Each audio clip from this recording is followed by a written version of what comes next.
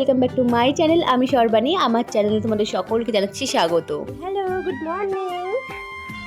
বলো, আমি আজকে মামাদের হাতে মিমিদের হাতে ভাত খাবো, তাই না? কিন্তু আমার শরীরটা খারাপ করেছে, আমি ওই জন্য চুপচাপ হয়ে রয়েছি, নাহলে দুষ্টুমি করি। এটা তো দেখো মিঠি আজকে আবার মামার হাতে ভাত খাবে। মিঠি আজকে মামা ভাত। তো এখানটায় সকাল থেকে সমস্ত আয়োজনটা শুরুই হয়ে গেছিল। আর হ্যাঁ, সবজিগুলো কাটছিল আমার বোন মেঘা, এমনকি বাড়ির সকলে মিলেই। আর রান্নাবান্নাটা আমার দাদাই করবে, যেহেতু ঘরোয়াভাবে ছোটোখাটো করে মিঠি মামা ভাত অনুষ্ঠানটা করা হচ্ছে। আর আমার দাদা খুব ভালোই রান্না করতে পারে, তো তার জন্য আজকে কিন্তু সমস্ত রান্নাবান্নাটা আমার দাদাই করবে। দুদিন ধরে ভীষণই শরীরটা খারাপ, তো যার জন্য একটু কান্নাকাটি করছিল বলে ওকে নিয়ে বাইরে আমি ঘোরাঘুরি করছিলাম। তারপরে ভীষণ কান্নাকাটি করে ওকে আমি ঘরে নিয়ে গেছিলাম, আর তারপরে খাইয়ে স্নান করে একটু ঘুম পাড়িয়ে দিয়েছিলাম। ঘুম থেকে যখন উঠলো তারপরে ওকে সুন্দর করে সাজুগুজু করা। গরমে তোমরা ভেবো না যে সোয়েটার পরে কেন আছি আমরা সকলে মিলে। হ্যাঁ, এটা কিন্তু 2-3 মাস আগের ভিডিও। তোমাদের প্রত্যেকটা ভিডিও আমি বলেছিলাম যে মিঠি অন্নপ্রাশনের ভিডিওগুলো তোমাদের সঙ্গে শেয়ার করতে করতে আমার একটু দেরি হয়ে গেছে, একটু না অনেকটা দেরি হয়ে গেছে। এটা 2-3 মাস আগের ভিডিও, তো তার জন্য তোমরা আমাদের গায়ে কিন্তু সোয়েটার দেখতে পাচ্ছ। তো যাই হোক, মিঠিকে আমি রেডি করিয়ে যখন আসলাম তখন দেখতেই পেলাম আমার বৌদি মিঠির খাবারটা খুব সুন্দর করে সাজাচ্ছিল। আর হ্যাঁ, সীমা কাকিও কিন্তু সাহায্য করেছিল।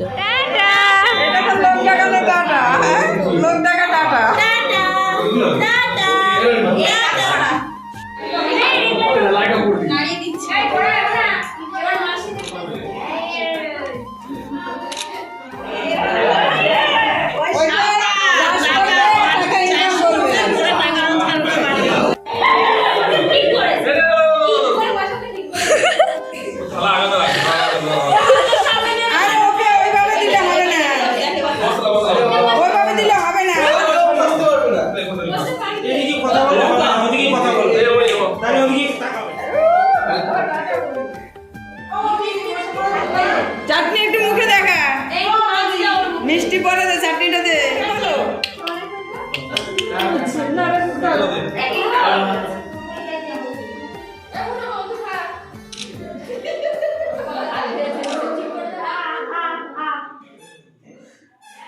খাইয়ে দিয়েছে।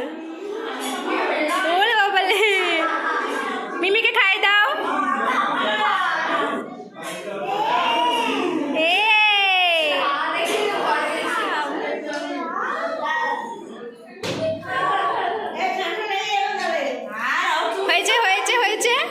হয়েছে না না দিস না। হ্যাঁ, ওটা কাজটা দে। মাছটা সরিয়ে নে, তো মাছটা সরিয়ে নে। মামা, হ্যাঁ এ মামা,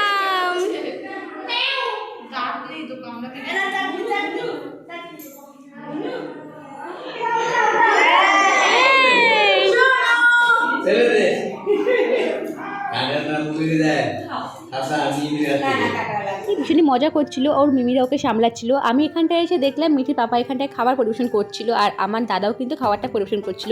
আর এদিকটায় সবাই বলতে গেলে খেতেও বসে গেছিল। এ ঝাল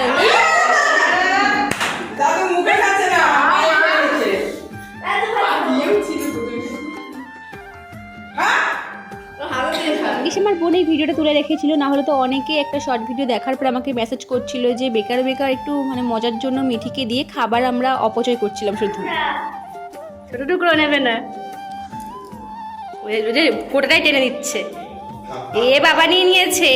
মামা বাড়ি থেকে চলে গেলে ও কিন্তু প্রত্যেককে মিস করবে কিনা জানি না, আমি ভীষণ মিস করব।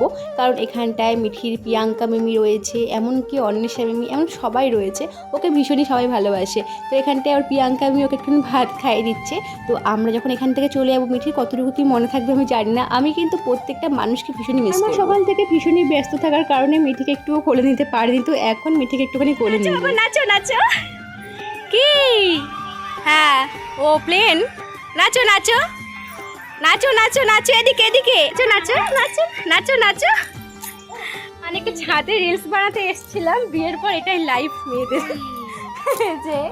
চলে এসছে মিমি, চলে এসছে। ভাই কই? ভাই ও বুনুকে ভাই ডাকছে। চলো নিচে চলো। কি মামা ভাত অনুষ্ঠানে কিন্তু আমার বান্ধবীও এসেছিলো, তো ভীষণই খুশি ছিলাম তার জন্য।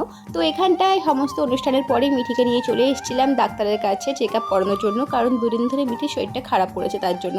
তো চলো আজকের মতো ব্লগটা আমি এখানটা এন্ড করলাম, দেখা হচ্ছে নেক্সট ব্লগে, ততক্ষণের জন্য তোমার সাথে ভালো থাকো, টাটা।